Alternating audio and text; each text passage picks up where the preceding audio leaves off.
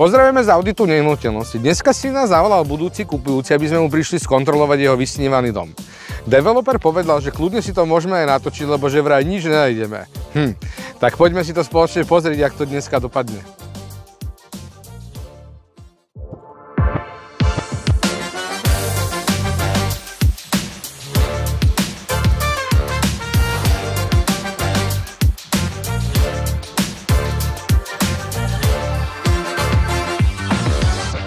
V prvom kroku je to naštudovanie projektovej dokumentácie. Je to tak z toho dôvodu, že my v audite nehnuteľnosti nemáme vešteckú gulu a napríklad nevieme, či tento dom má mať jeden zvod bleskozvodu alebo 5 zvodov bleskozvodu.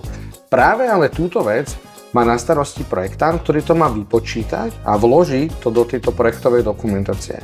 A potom v rámci tejto kontroly my už vieme posúdiť, že či tá realizácia zodpovedá vlastne s projektovou dokumentáciou. No a takto je to s každou jednou vecou, hej? Takže máme tu projekt statiky, kanalizácie, architektúra a tak ďalej. No a keď vám niekto nedá tú projektovú dokumentáciu, tak pozor, vtedy treba výrazne spozornieť, že niečo není v poriadku. Pokračujeme odbornou prehliadkou, odbornou skúškou, laicky revíziou elektroinštalácie. Je to z toho dôvodu, že tak ako aj káble, ani potrubia my nevidíme v stenách a nevieme, či sú v poriadku. My ale vieme tam špeciálnou meracou technikou pustiť napríklad 1000 V, keďže štandardný stav je 230 a vieme takto posúdiť, či napríklad izolačný stav tej kabeláže je v poriadku. Taktiež vieme cez meraciu techniku napríklad vyskúšať činnosť prúdových chráničov. No a o chvíľku sa zase pôjdeme pozrieť na fotovoltiku. A všetky tieto kontroly sa robia aj kvôli tomu, aby ste nevyhoreli. Mereniami fotovoltickej elektrárne vás tu nebudeme zdržovať, pretože to bolo všetko v poriadku. Dôležité však povedať jednu zásadnú vec, že na meranie tej fotovoltickej elektrárny potrebujete mať vybavenie. Napríklad cenovka tohto prístroja začína pri 8 000 a to som nemenoval ešte ostatné. Preto je veľmi dôležité, že keď sa kupuje tá nehnuteľnosť, že ako vlastne vyzerá tá revízna správa. Či ten revízny technik naozaj to vykonal tým, čo mal, alebo to vykonal nejakým prístrojom za 5,50, ktorý vlastne nevie zmerať ani tú jednosmernú zložku tej fotovoltickej elektrárne. Na to si vždycky treba dávať pozor, pretože tam sa môže urobiť nejaká chyba a nechcete, aby vám začalo horeť predsa fotovoltická elektráreň. Súčasťou klasickej modernej elektroinštalácie je vždycky doplnkové ochranné pospájanie hlavná uzemňovacia zvorka. Musím konštatovať, že tu je to tak krásne spravené a naozaj, aj keď to zhodnotím ako celok, jaký ten developer sem dal veľký uhlíkový filter, dal sem UV lampu, že naozaj urobil tie veci proste tak, jak majú byť. Tlakové skúšky by štandardne mal predložiť ten developer a je to súčasť dokumentácie, bez ktorej vlastne neskolaudujete. Faktom ale väčšinou býva, že to nechce ten developer predložiť z nejakých dôvodov. Jeden z tých dôvodov je, že je tlaková skúška urobená od stola. Sice v našom prípade to tak nevyzerá, ale keďže dôveruj a preveruj, my si spravíme svoje tlakové skúšky, pretože chceme si byť naprosto istí, že tento domček je v poriadku. Potom, čo sme sa pripravili, ideme robiť tlakové skúšky. Tlakové skúšky robíme preto, aby sme vedeli, v akom stave sú tie trubky. My v audite nemáme vešteckú gulu a nevieme, či tie trubky, ktoré sú uložené v stenách a v podlahách, či sú v poriadku. Ale vieme, že ak je štandardný prevádzkový tlak v tých trubkách 4 bary, keď tam pustíme 8 a tie trubky to vydržia, tak vieme, že to je v poriadku. No a preto tlakové skúšky sú súčasťou našich auditov. Častokrát pri tých nehnuteľnostiach je to tak, že priamo pod umývadlom sú vždy nejaké zásuvky, tak išiel som si to pozrieť. Zaujímalo ma to, že reverzná osmoza je tu štandardne a keďže tu si na to dávali pozor, tak je pekný adaptérček na 12 V, ktorý je zapojený do zásuvky, ktoré je niekde v týchto miestach. Veľmi dobre, takto sa to má robiť. Kontrola kúrenia je veľmi dôležitá v každej nehnuteľnosti. V tejto nehnuteľnosti hneď, ak sme prišli, sme zapli kúrenie, keďže sme vedeli, že je elektrické, aby sa nám pekne ohrialo a krásne sme to vedeli skontrolovať pomocou termokamery. Tuto ten developer vymyslel vlastne tak, že fotovoltika nám ohreje tú podlahu, čo v zime je tak trošku komplikovanejšie, lebo tam nemáme veľa slnka, ale developer to vyriešil asi romantikou, že tu bude pekný krb a keby náhodou nie, tak si to cucne zo siete a tým potom to bude v pohode. Ďalšou súčasťou kontroly je kontrola vlhkosti. Vlhkosť, najmä v obvodovom úrive, je jeden z častých nedostatkov, s ktorým sa stretávame, či už na nových alebo na starších nehnuteľnostiach. Napríklad tu si môžeme všimnúť, že povrch ešte nie je dokončený, ale developer sem už vlastne naniesol hydroizoláciu a meranie ukázalo, že je všetko v poriadku.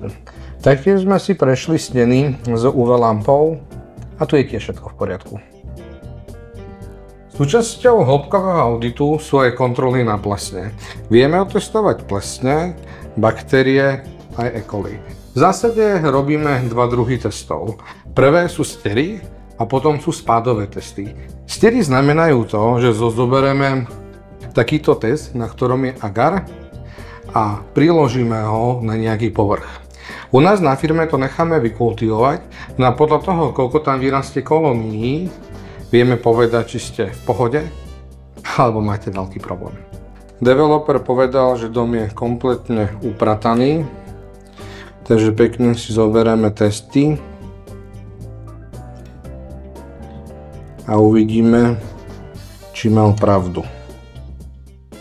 Plesne vznikajú častokrát v rohoch, tak zase na tento test odobereme zase ďalšie.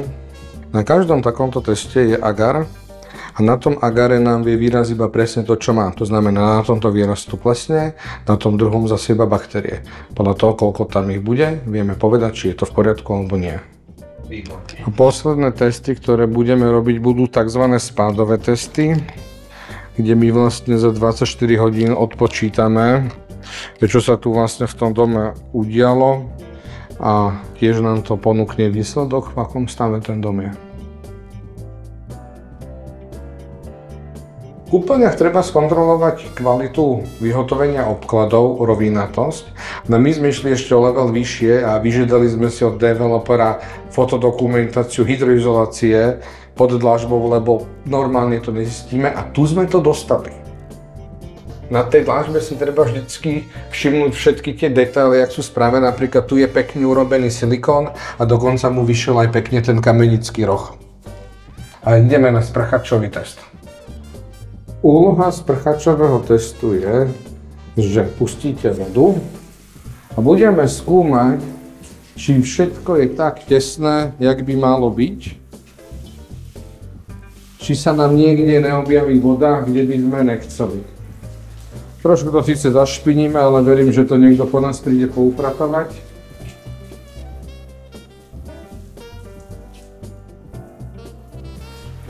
Ale vyzerá, že to je všetko v poriadku. Dôležité pri kontrolách si je všimnúť, ako je vyhotovený silikón. A taktiež treba odsledovať, či je dobrý odtok a spádovanie tohto sprchového kútu.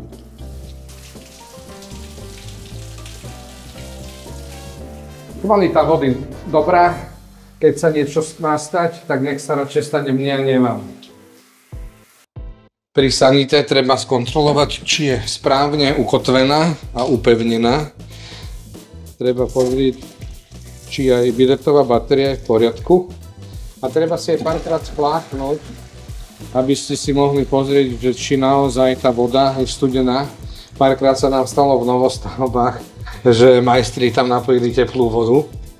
Ale zatiaľ, čo budeme čakať, viete, čo si treba všimnúť? Pozrite sa, jak ten obkladač bol precízny. Že reálne tu proste urobil takýto ždíbeček, aby mu ten vzor sedel. To sa málo kedy vidí.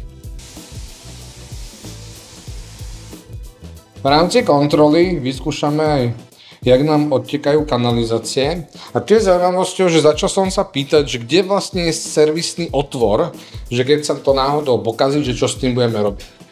Odpoveď developera bola, že celá táto kachlička je vlastne nalepená na silikóne za špeciálnou konštrukciou.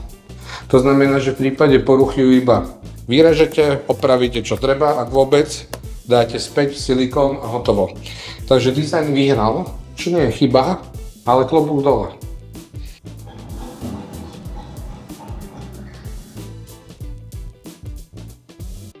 Pri nových komínoch je tiež dôležitá revízia, ktorú tento developer predložil.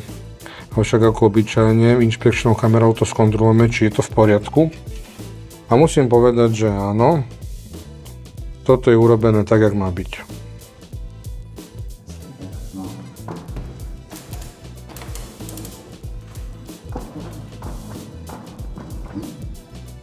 Detektormi sme si prešli okna a ich tesnosť. Ako na každej novostavbe musím povedať, že tieto okna bude treba ešte maličko doladiť. Treba ich dať trochu vyššie, aby išli plynulejšie.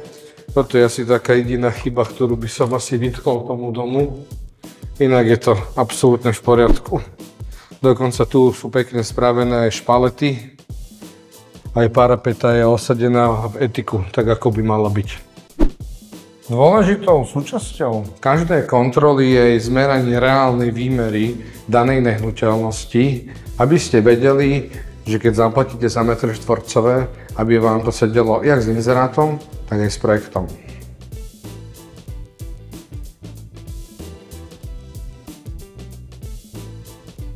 Namerali sme 14,3 metra štvorcové, v projekte máme 14 metrov, detská izba, sedí to, je to v poriadku. Pri samotnej výmere netreba zabudnúť aj na vonkajšie rozmery, tiež to treba skontrolovať, či to sedí a či tá prístupová cesta má toľko, koľko je písané v projekte. Zaujímavosťou je, že developer našetril a naozaj sem dal nezamrzný ventil, to sa mi veľmi páči. Táto zámková dlažba ešte nie je hotová, ja som sa s ním o tom rozprával, tak ešte sa bude vlastne robiť táto druhá strana. Toto sa pekne užabuje, aby takéto detaily tu neboli a nopová fólia je presne tam, kde má byť. Toto tiež ešte pôjde preč. Sa mi veľmi páči, že k tomuto bola komplet fotodokumentácia, mohli sme si to pozrieť, jak to je a je to v poriadku.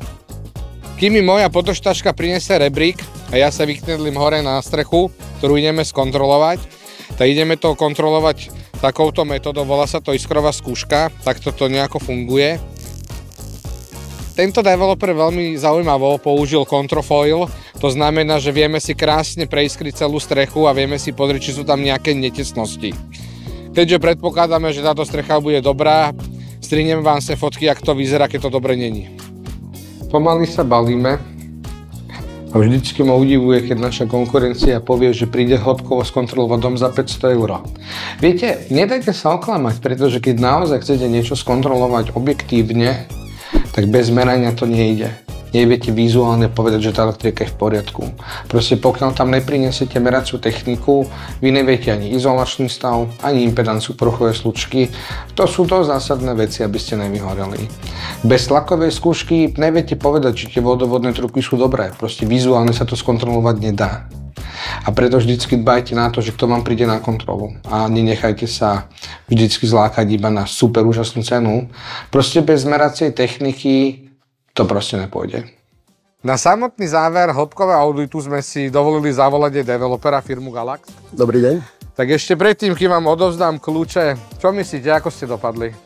Nakoľko spoločnosť Galax je nielen developerom, ale aj samotným realizátorom týchto stavieb, tak verím, že dobre. Majte pravdu, naozaj sme našli iba to, že treba nastaviť okna. Takže odovzdávam vám kľúče, ďakujem krásne, naozaj klobúk dole, toto je postavené dobre. No a keď sa vám video páčilo, tak prosím, túto dole nám hoďte odber a sledujte nás.